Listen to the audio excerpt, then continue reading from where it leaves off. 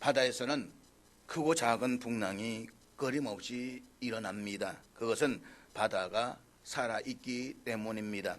바다에 1년 내내 풍랑이 일어나지 않는다고 한다면 그 바다는 썩어서 생물들이 살 수가 없습니다. 그 바다는 죽은 바다입니다. 그래서 어부들은 종종 태풍이 한번 불어서 바다를 뒤집어야 한다라는 이야기들을 합니다.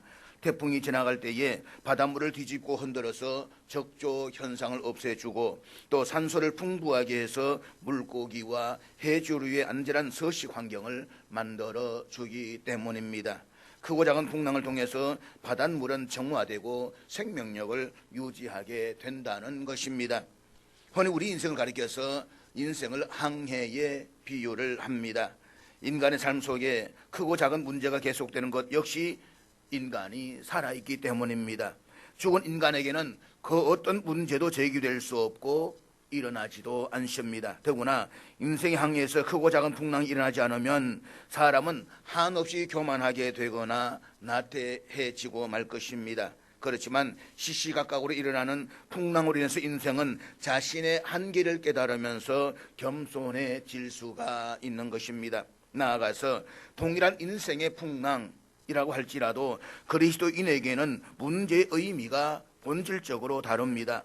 그리스도인이 인생의 항해에서 겪는 크고 작은 문제들은 주님께서 우리의 생각과 마음을 정화시켜 주시고 우리의 생명을 빛나는 보석처럼 연마시켜 주시려는 은총의 손길입니다. 그래서 바울은 로마서 5장에서 환난이 우리 안에 인내를 길러주고 그 인내가 우리의 인격을 단련시켜 주어서 우리로 하여금 희망 속에서 늘 깨어있게 해준다라고 고백을 했습니다. 그와 같은 관점에서 우리가 계속 살펴보고 있는 사도행전 27장은 우리가 인생의 항해에서 죽음의 유라굴로 광풍을 만났을 때에 어떻게 대응해야 할 것인지 그리고 어떻게 그 광풍을 극복할 수 있는지를 일깨워 주고 있습니다. 알렉산드리아 배에 타고 있는 사람들에게 갑자기 몰아닥친 죽음의 유라굴로 광풍 속에서 그들의 의지대로 할 수 있는 일이라고는 아무것도 없었습니다. 그들은 자신이 타고 있는 배의 통제력을 완전히 상실한 채 모든 것을 체념하고 바람이 부는 대로 마냥 떠밀려 가야만 했습니다. 한마디로 그들이 탄 배는 풍랑 가운데 떠다니는 나뭇잎 신세였습니다. 항해 위로 물어서면서까지 그토록 지키려고 했던 그들의 전 재산도 모두 바다 속에 내버려야만 했습니다. 연할 동안 해도 별도 보이지 않는 칠흑 같은 어둠 속에서 아무것도 먹지도 마시지도 못했습니다. 불편하고 부족한 미양을 떠나서 위락시설이 잘 갖추어져 있는 베닉스에서 겨울을 나고자 했던 그들의 욕망도 거세게 휘몰아치는 죽음의 광풍 앞에서는 한낱 일장춘몽에 불과했습니다. 그러나 알렉산드리아 배를 삼키려는 죽음의 광풍은 조금도 잦아들 기미를 보이지 않았습니다. 마침내 그들의 마음에 구원의 여망마저 사라져버리고 말았습니다. 하지만 바로 그때 죽음의 절망 한가운데에서 일어서는 한 사람이 있었습니다. 바로 사도 바울이었습니다. 그는 사람들에게 안심하라 라고 선포했습니다. 본문에서 우리말로 안심하라 라고 번역된 헬라어 동사는 본래 기쁘하다 라는 의미라고 말씀을 드렸습니다. 바울이 구원의 여망마저 상실해본 사람들에게 기쁘하라 라고 선포한 것은 그의 강철 같은 의지나 신념의 산물이 아니었습니다. 이때 이미 인생 말년에 접어든 바울은 지병까지 지니고 있었습니다. 그 노쇠하고 병약한 바울이 죽음의 광풍에 시달리며 여러 날 동안이나 먹지도 마시지도 못했으니 알렉산드리아 배 성선에 있는 276명 가운데 체력적으로 가장 지쳐 있었을 것이 분명합니다. 그런데도 그가 구원의 희망을 상실해본 사람들에게 기뻐하라 라고 외치며 구원의 희망을 선포할 수가 있었던 것은 그 죽음의 광풍 속에서도 하나님께서 바울과 함께하고 계셨기 때문이었습니다. 바울은 절망에 빠져서 허우적거리는 사람들 앞에서 하나님을 가리켜 내가 속한 바 내가 섬기는 하나님이라고 고백했습니다. 바울에게 있어서 하나님은 내가 속한 나의 하나님이신 동시에 내가 섬기는 하나님이셨습니다. 바울의 이 고백의 의미에 대해서는 지난 주일에 우리가 함께 생각을 해보았습니다. 그렇다면 바울이 그렇게 하나님께 속한 사람으로 하나님만을 섬기며 산 까닭이 무엇이겠습니까? 이 무릎에 대해서 바울이 직접 대답을 해주고 있습니다. 본문 23절 말씀입니다. 내가 속한 바 곧 내가 섬기는 하나님의 사자가 어젯밤에 내 곁에 서서 말하되. 우리 한글 개역 성경에서는 번역하지 않았지만 원문에는 본문 앞부분에 원인이나 이유를 나타내는 접속사 왜냐하면 이라는 단어가 포함되어져 있습니다. 즉 앞절에서 죽음의 광풍으로 절망에 빠진 사람들을 향해서 기뻐하라 라고 선언하였던 바울은 이어지는 본문에서 절망 가운데서도 기뻐할 수밖에 없는 이유를 말씀하고 있는 것입니다. 그것은 왜냐하면 하나님께서 천사를 통해서 바울 곁에 서서 말씀해 주셨기 때문이었다는 것입니다. 바울의 이 정언은 2000년 당시로 거슬러 올라가야 그 의미와 무게를 제대로 파악할 수가 있습니다. 2000년 전 시중의 세계는 그리스 신화에 등장하는 신들의 신상이 지배하는 세상이었습니다. 가는 곳마다 신전들이 있었고 주요 장소들마다 신상들이 세워져 있었습니다. 지금도 유럽 박물관에서 확인할 수 있는 당시의 신상들이 얼마나 정교하게 만들어져 있는지 모두가 살아있는 것처럼 보여지는 걸작들이라고 이야기를 합니다.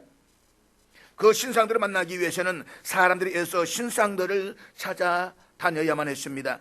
하지만 그것들은 인간들이 자신들의 욕망을 채우고자 만든 우상일 뿐이었습니다. 그렇지만 바울이 속하여 섬긴 하나님은 사람의 필요에 의해서 금속이나 돌덩이로 만들어진 우상들이 아니었습니다. 바울에게 하나님은 친히 오셔서 말씀하시는 살아계신 하나님이셨습니다.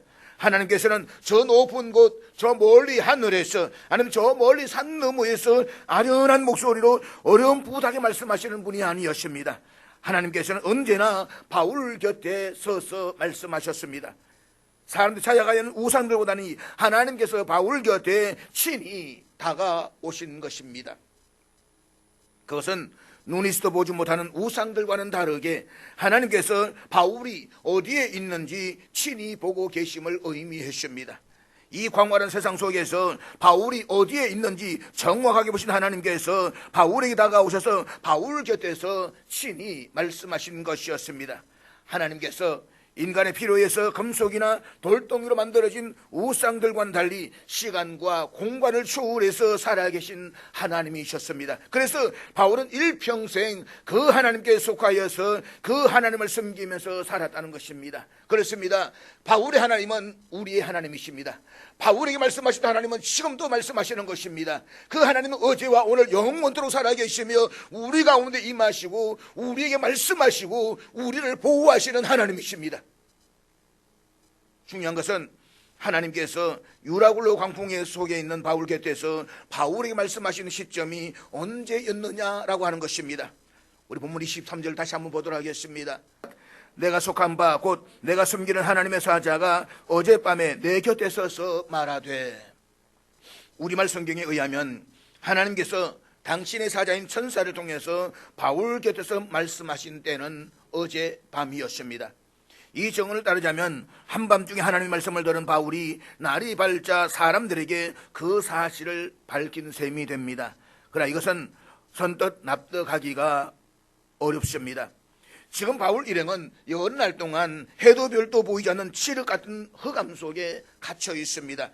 낮인지 밤인지 도무지 분간할 수 없는 날들이 계속된 것입니다. 당시에는 지금 같은 손목시계가 없었습니다. 당시의 모래시계는 여행객이 휴대할 수 있는 그런 품목이 아니었습니다. 알렉산드리아 배에 모래시계가 있었다라고 해도 겨우 선장실에만 빛이 되어져 있었을 것입니다. 그러므로 여러 날 동안 해도 별도 보이지 않는 흑암 속에서 바울 역시 언제가 밤이고 언제가 낮인지 분간하지 못했을 것입니다. 이런 관점에서 바울이 어젯밤이라고 말한 것처럼 번역되어 있는 것은 적절한 번역은 아닙니다. 헬라어 원문을 정확하게 번역하면 어젯밤이 아니라 이 밤이 됩니다. 이 밤. 바울은 해도 별도 보이지 않는 가운데 그때가 밤인지 낮인지 분간할 수가 없었다라고 했습니다. 분명한 것은 그때가 시간이 느려버린 깊은 한밤중과 같았다는 것입니다. 그래서 바울은 바로 이 밤에 하나님께서 내 곁에서 말씀하셨다라고 증언하고 있는 것입니다. 밤을 의미하는 헬라어 명사 닉스는 은유적으로 흑암의 때를 뜻하기도 합니다. 유라굴로 광풍이 몰아닥친 이래 사방을 분간할 수 없는 흑암이 계속되었습니다. 그래서 바울은 바로 이 흑암 속에서 하나님께서 내 곁에서 말씀하셨다라고 정언을 하고 있는 것입니다. 헬라어 명사 닉스는 또한 죽음의 시간을 의미하기도 합니다. 유라굴로 광풍은 사공들이 바다에서 흔히 만날 수 있는 그런 태풍이 아니었습니다. 그것은 모든 것을 삼키려는 죽음의 광풍이었습니다. 그 죽음의 광풍 속에서 알렉산드리아 배성선에 있던 사람들은 모두가 구원의 여망마저 상실한 채 죽음의 직면에 있었습니다.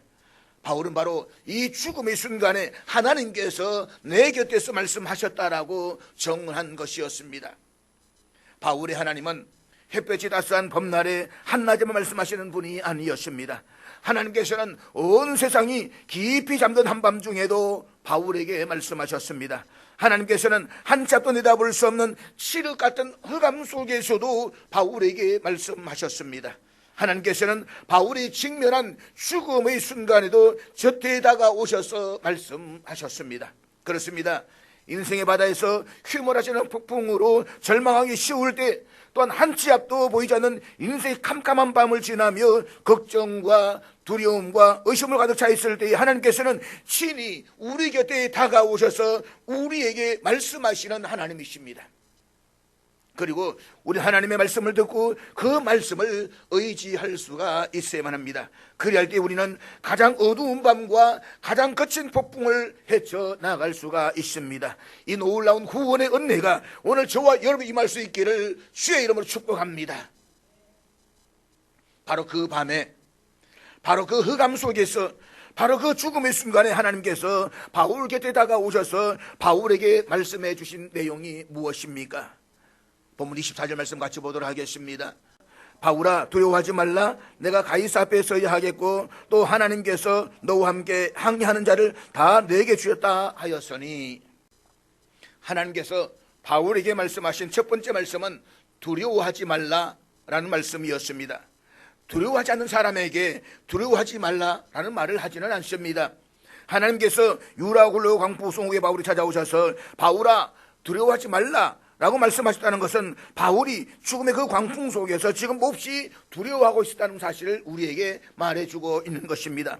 바울이 전혀 두려워하지 않았다고 한다면 하나님께서는 두려워하지도 않는 바울에게 두려워하지 말라라고 말씀하실 필요도 까닭도 없었을 것입니다.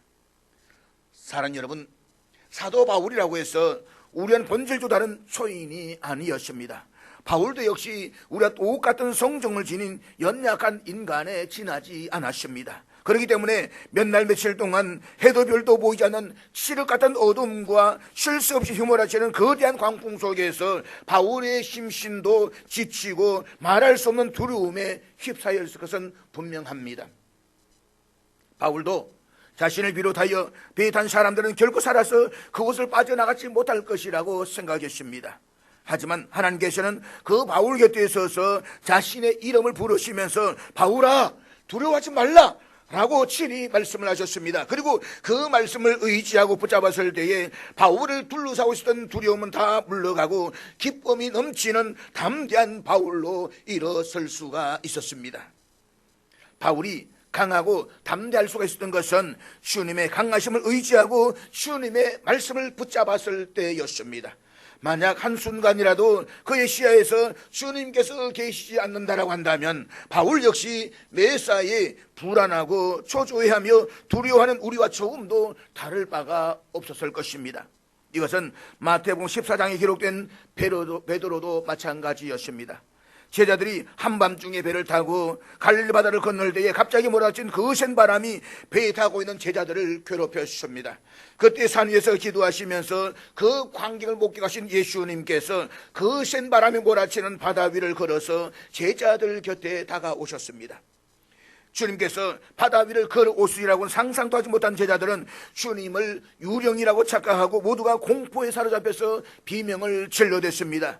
주님께서는 그 제자들에게 이렇게 말씀하셨는데 우리 앞에 마태복음 14장 27절을 다 같이 읽도록 하겠습니다. 예수께서 즉시 이르시되 안심하라, 나니 두려워하지 말라.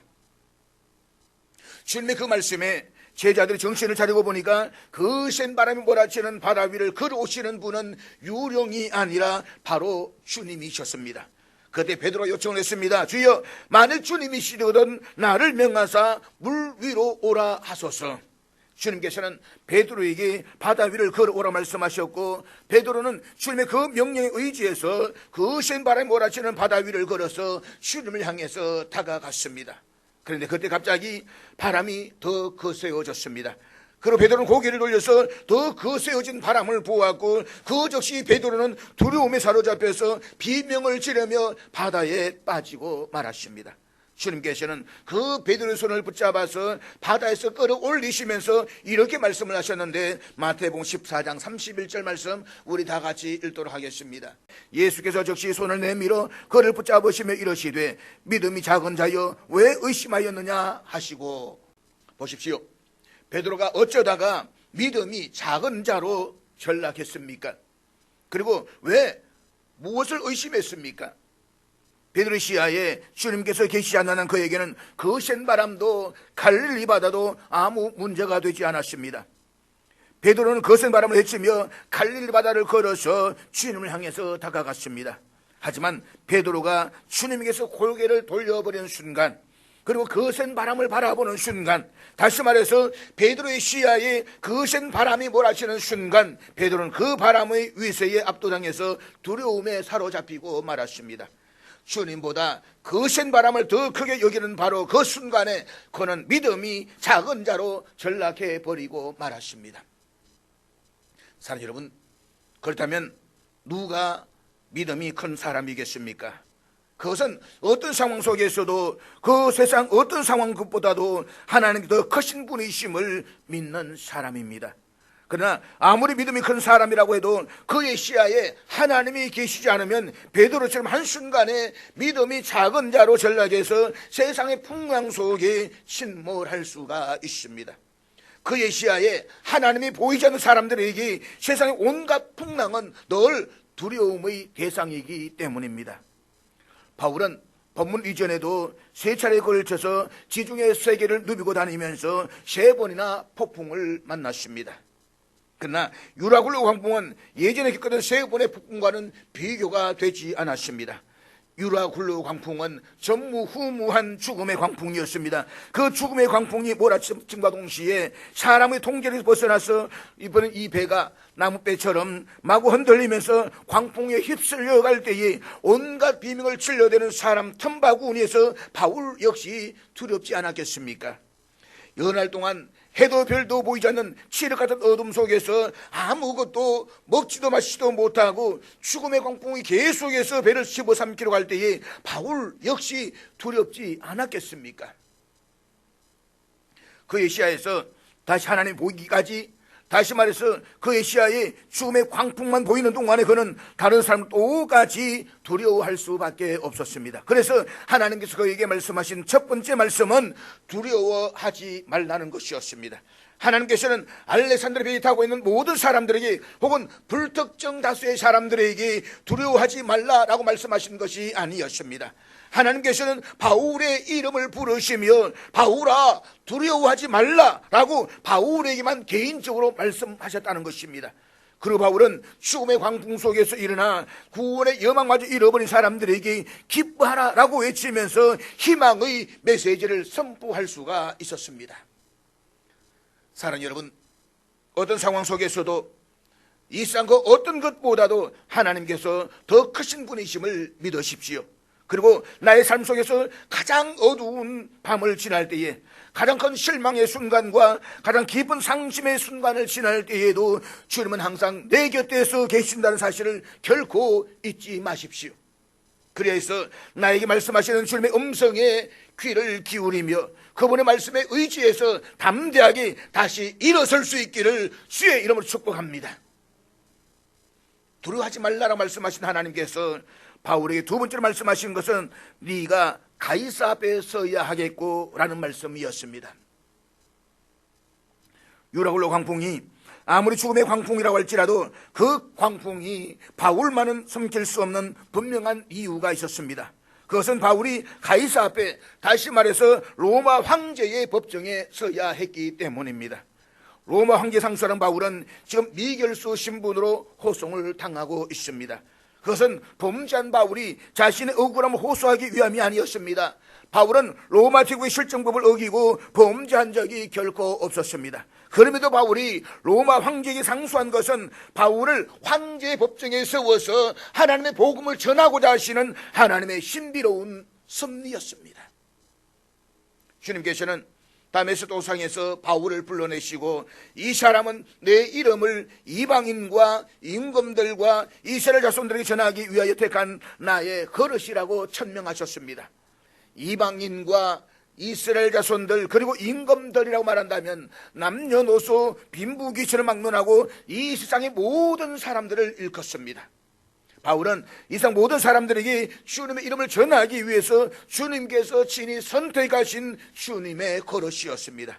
주님의 거릇이라는 것은 구체적으로 세상 모든 사람들을 위한 주님의 종과 정인이 되라는 것이었습니다. 우리말로 종이라고 번역된 헬라어 명사는 배 밑창에서 노를 젓는 노예를 일컫는 단어라고 말씀을 드렸습니다. 배 밑창에는 바깥을 볼 수 있는 창문이 없습니다. 그렇기 때문에 종은 자신이 노를 젓는 배가 어느 방향으로 가는지 알지를 못합니다. 그에게는 배와 관련해서 그 어떤 결정권도 주어지지 않았습니다. 그는 단지 고수가 치는 북의 속도에 맞추어서 자신의 힘과 의지를 다해서 노를 저을 뿐이었습니다. 자신이 노를 젓는 배가 어느 방향으로 어느 정도의 속도로 나아갈 것인가, 어디에서 멈출 것인가, 그것은 전적으로 선장의 소관이었습니다. 바울은 그와 같은 주님의 종으로 부르심을 받았습니다. 그래서 주님이 부르시는 대로, 주님이 이끄시는 대로 그는 평생을 주님의 인도하심을 따라서 종된 삶을 살았습니다. 또한 우리말로 정인이라고 번역된 헬라어 명사 마르티스에서 순교자를 뜻하는 라틴어 마르티르가 유행했습니다. 즉 참된 정의는 자신의 정언에 대해서 목숨을 거는 사람입니다. 자신이 알고 있는 진실을 위해서 생명을 걸기는커녕 왜곡하거나 거짓되게 전하는 사람은 위정인일 뿐 어떤 경우에도 참된 정인일 수가 없습니다. 참된 정의는 언제나 자기 생명을 걸고 자신을 정언하기에 정인과 순교자는 동의의와 같습니다. 바울은 그렇게 이미 본 것과 앞으로 보게 될 것을 정언하기 위해서 자신의 생명을 걸어야 하는 주님의 정인으로 부름받은 사람이었습니다. 사랑하는 여러분, 우리 그리스도인들은 목사, 장로, 권사, 집사, 교인 할 것 없이 모두가 다 주님의 종입니다. 그렇다면 어떻습니까?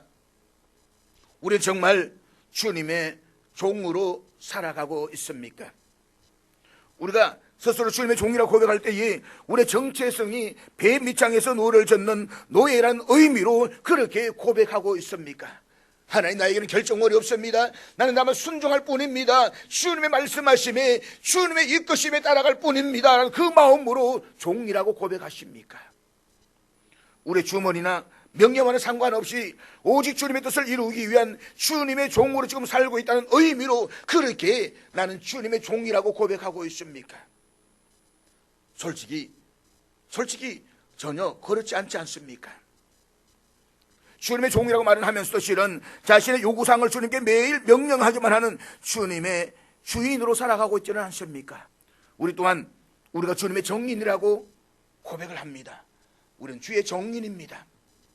우리가 주님의 정인이라고 말할 때에 우리가 정언할 것은 법원 청사가 아닙니다. 우리가 살고 있는 이 세상이 온통 우리의 삶으로 주님의 말씀을 정언해야 할 법정입니다. 그렇지만 어떻습니까? 우리 이 세상의 법정에서 주님의 정의로 살기 위해서 날마다 우리의 생명을 걸고 있습니까? 불이익을 감수하고 세상의 명예를 잃으면서까지 우리의 삶으로 주님을 정언하고 있습니까? 솔직히 그렇지 못한 모습들을 많이 보게 됩니다. 그런데도 우리는 스스럼없이 주님의 정인이라고 고백을 합니다. 그러고 보면 오늘의 그리스도인들이 사용하고 있는 종과 정인이라는 단어는 지극히 세속화되었고 오염되어 버렸습니다. 하나님께서 바울로 하여금 황제에게 상소하도록 역사하신 것은 로마 제국이 바울을 당신의 종과 정인으로 내세우기 위함이었습니다. 만약 바울이 적당하게 살아서 자기 주머니나 명예를 위해서 거짓 증언마저 서슴지 않는 인간이었다라고 할지라도 하나님께서 과연 그렇게 역사하셨겠습니까? 바울은 다메섹 도상에서 주님의 부르심을 받은 이후로 일평생 주님의 참된 종과 정인으로 일관했습니다. 자신의 마음과 의지를 다해서 주님의 말씀을 쫓았고 그 말씀의 종과 정인으로 살기 위해서 자신의 전 생명을 걸었습니다. 그런 바울이었기에 하나님께서 그를 황제 법정에 당신의 종과 정인으로 세우기 위해서 그토록 신비롭게 역사하신 것은 당연한 귀결이었습니다. 그렇다면 하나님께서 당신의 소중한 종과 정인인 바울이 황제 법정에 있는 로마에 이르기까지 반드시 그의 여정을 책임져 주시지 않겠습니까? 잊지 마십시오. 사명 있는 자에게는 그 사명을 완수하기까지 죽지 않습니다. 유라굴로 광풍이 아무리 죽음의 광풍이라고 해도 하나님께서 광풍 속에서 바울을 온전히 건져내어 주시지 않겠습니까? 그래서 지중해 한가운데에서 죽음의 유라굴로 광풍에 휩쓸린 바울에게 하나님께서 친히 찾아오셔서 바울아 두려워하지 말라라고 말씀하시면서 그가 황제의 법정에 서야 할 당신의 종이자 정인임을 재확인시켜 주신 것입니다. 바울이 그 사실을 잊지 않는 한 바울에게는 근심할 것도 두려워할 것도 없습니다. 주님의 종과 정인으로 살아가는 것이 바울의 의무라면 당신의 종과 정인을 지키시고 보호하시는 것은 바울의 주인이신 주님의 책임인 것입니다. 우리가 주의 참된 정인으로 살아갈 때에, 종으로 살아갈 때에 내 삶을 책임져 주시고 나를 안전한 항구로 인도하시는 것은 하나님의 책임인 것입니다. 세 번째로 하나님께서 너와 함께 항해하는 자를 다 내게 주셨다는 말씀이었습니다. 알렉산드리아 배에는 그 배의 소유주인 선주가 타고 있었습니다. 배 항해를 책임지는 선장도 물론 성순에 있었습니다. 로마 제국의 백부장 율리오도 휘하의 병사들과 함께 그 배에 있었습니다. 하지만 하나님께서는 그 배에 승선한 사람들을 선주나 선장이나 백부장에게 맡기지 않았습니다. 하나님께서는 그 배 승선에 있는 바울을 제외한 275명 전원을 노쇠하고 병약한 바울에게 맡기셨습니다. 바울이 비록 늙고 병약할 만정 그가 바로 하나님의 종이며 정인이었기 때문입니다. 하나님께서 죽음의 유라굴로 광풍 속에서 당신의 종과 정인인 바울을 구해 주신다면 바울과 함께 알렉산드리아 배 성선에 있는 사람들도 바울 덕분에 모두 구원받게 되는 것은 자명한 일이었습니다. 그래서 하나님 기사자는 바울에게 하나님께서 너와 함께 항해하는 자를 다 내게 주셨다라고 선언했습니다. 우리말 성경은 헬라 원문에 기록되어져 있는 중요한 한 단어의 번역을 빠뜨리고 있습니다. 그것은 우리말로 보라라는 의미의 헬라어 감타사 이두입니다. 원문의 뉘앙스를 우리말로 옮기면 이렇게 됩니다. 보라, 하나님께서 바울 너와 함께하는 자를 다 너에게 주셨도다. 하나님의 사자가 감탄사를 터뜨리시면서까지 바울에게 이렇게 말한 것은 하나님의 사자인 천사마저 바울을 부러워했다는 말입니다. 찬송가 508장에 보면 이런 내용의 가사가 있습니다. 우리가 지금은 나그네 되어도 화려한 천국에 머지않아 가리니 이상 있을 때 주 예수 위하여 끝까지 힘써 일하세. 주 내게 부탁하신 일 천사도 흠모하겠네. 화목게 하라신 구주의 말씀을 온 세상 널리 전하세. 이 찬송가는 우리에게 세상에서 천사도 흠모하는 일이 있다는 사실을 일깨워 주고 있습니다. 하나님께서는 사람의 생명을 천하보다 더 귀하게 여기십니다. 그런데 한두 명도 아니고 무려 275명의 생명을 모두 한꺼번에 바울 한 사람에게 맡기시다니 천사인들 어떻게 그 바울을 부러워하고 흠모하지 않을 수가 있겠습니까? 그래서 천사는 감탄사를 터뜨리면서 바울에게 이렇게 말하는 것입니다. 보라, 하나님께서 바울 너와 함께 항해하는 자를 다 너에게 주셨도다. 바울은 권력자가 아니었습니다. 그렇다고 돈 많은 재력가도 아니었습니다.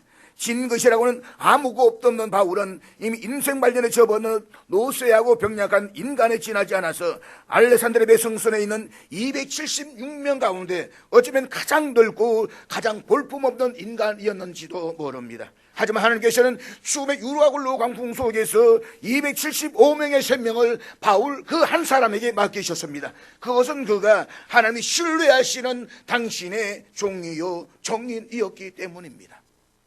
그렇습니다. 하나님께서는 이처럼 당신의 종이요 정인에게 당신의 사람들을 맡기십니다.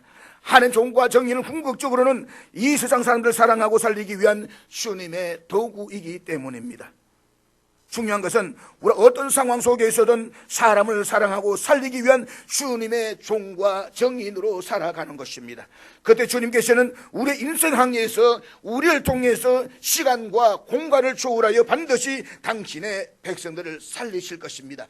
다시 말하면 나 한 사람 때문에 내 가정이 살 것이고 나 한 사람 때문에 이 땅이 살게 된다라고 하는 것입니다. 하나님의 말씀으로 지원받은 바울은 구원의 여망마저 상실한 채 죽음의 절망에 삼점을 당한 사람들에게 확신에 찬 목소리로 선언합니다. 본문 25절 말씀입니다. 그러므로 여러분이 안심하라. 나는 내게 말씀하신 그대로 되리라고 하나님을 믿노라. 믿음의 참된 여부는 믿음의 행위가 아니라 믿음의 대상에 의해서 판가름 난다라고 했습니다. 누구보다 열심히 믿는 것처럼 보여도 믿음의 대상이 고작 무당이 구판에서 저주하는 잡신이라고 한다면 그 사람의 믿음이 참되고 바른 믿음일 리가 없습니다. 믿음의 대상이 자기 자신일 수도 없습니다. 자기 신념이나 자신의 적극적인 사고방식 혹은 공정적인 마음가짐 자체가 바른 믿음일 수도 없다는 말입니다. 그런 믿음으로 그런 믿음의 소유자가 구원받을 리는 더더욱 없습니다. 우리에게 참된 믿음의 대상은 오직 우리 자신과는 본질적으로 다른 우리 밖에 계시면서 우리와 항상 함께 하시는 하나님 한 분이십니다. 하나님께서는 우리가 하나님 나라의 백성이 되는 데에 우리 집을 불가능한 값을 요구하지 않았습니다. 오히려 죄인인 우리는 결코 치를 수 없는 값을 당신의 독생자로 하여금 십자가의 제물로 대신 치르게 하심으로써 우리에게 하나님의 자녀가 되는 권세를 거저 주셨습니다. 그래서 하나님 한 분만이 우리의 섬김과 경배를 받으시기에 합당하신 분이십니다.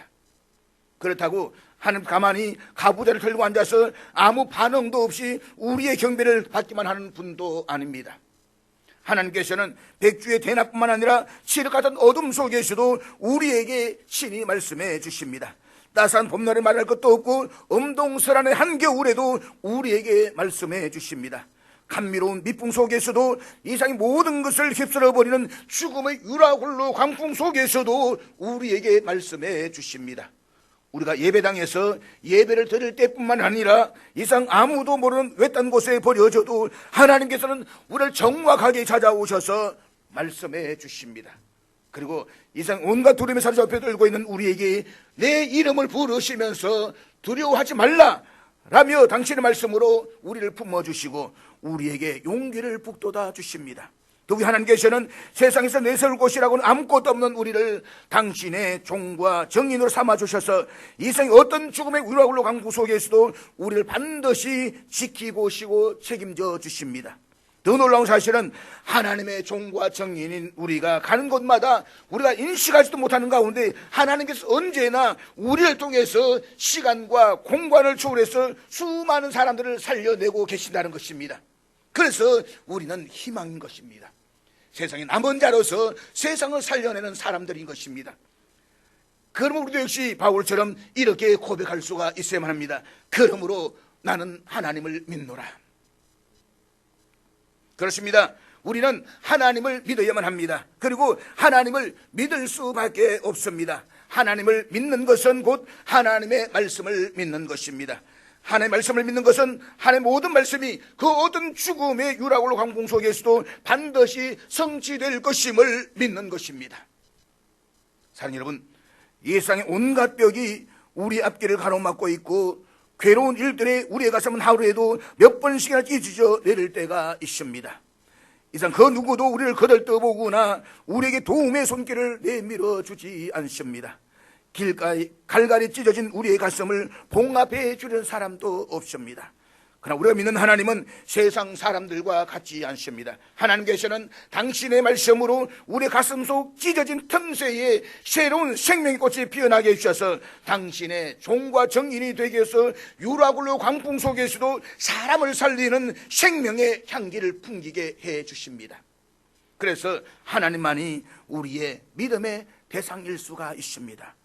우리 모두 그 어떤 세상의 유라굴로 광풍 속에서도 하나님만을 믿으십시다. 하나님의 말씀을 믿으십시다. 하나님의 말씀은 시간과 공간을 초월해서 반드시 성취될 것임을 믿으십시다. 잊지 마십시오. 참된 믿음의 여부는 믿음의 행위가 아니라 믿음의 대상이 누구냐에 의해서 판가름이 납니다. 하나님을 대상으로 모신 믿음으로만 우리가 살고 이 세상이 살고 미래가 사는 까닭이 바로 거기에 있습니다. 그러므로 유라굴로 광풍이 몰아칠 때 그 광풍이 아무리 추구의 광풍처럼 모질고 그 세계에도 나의 신앙을 한 단계 더 성장시켜 주시는 생명의 폭풍을 기억하고 하나님만을 믿음의 대상으로 모시고 살아가는 저와 여러분 될 수 있기를 주의 이름으로 축복합니다.